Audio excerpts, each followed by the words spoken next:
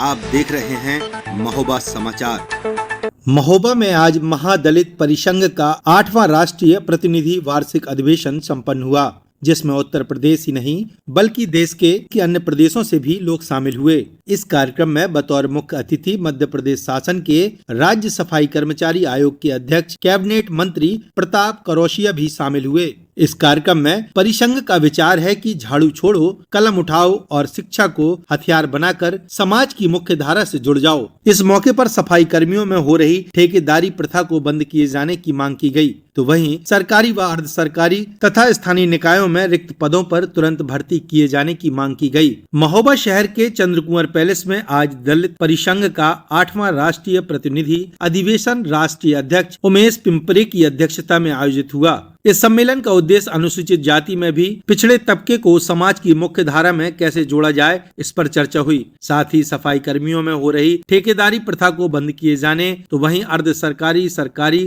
तथा स्थानीय निकायों में समान वेतन की नीति लागू किए जाने की मांग की गई। उन्होंने कहा कि यह समाज सफाई कार्य में लगे होने के कारण भेदभाव का शिकार हुआ है, इसलिए विशेष रूप से आरक्षण का लाभ मिलना चाहिए। सफाई कर्मचारी वित्त विकास निगम के माध्यम से ये प्रस्ताव लिया गया है कि समस्त नगरीय निकायों में जितने भी सफाई कर्मचारी हैं, इनको जो सफाई के धंधे से मुक्त करके और जो उपकरण जो ड्रेनेज सफाई है या अपना घर घर कचरा कलेक्शन है, जेंटिंग टैंकर है, जितनी मशीनरी और वाहन नगर निगम और नगर पालिकाओं में लगते हैं, तो सफाई कामगारों के परिवारजनों को उनको लोन के माध्यम से दिलाया जाए, जिसमें सफाई कर्मचारी वित्त विकास निगम के माध्यम से 4,25,000 का अनुदान होता है।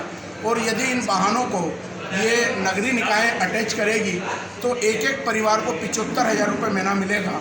खर्च काट कर उनको 50,000 रुपये की आय होगी, जिससे उनका आर्थिक विकास होगा। इसी प्रकार जो हमारी सफाई कामगार महिलाएं हैं, उनको सिलाई, कढ़ाई, बुनाई, ब्यूटी पार्लर, ऐसे तमाम ट्रेडों में प्रशिक्षण देकर उनके रोजगार धंधे स्थापित कराए जाएं और हमारे युवाओं को, युवतियों को जो व्यवसाय करना चाहती हैं, नगरीय निकायों की तरफ से उनको दुकानें उपलब्ध कराई जाए और उनके सामाजिक आर्थिक विकास हो।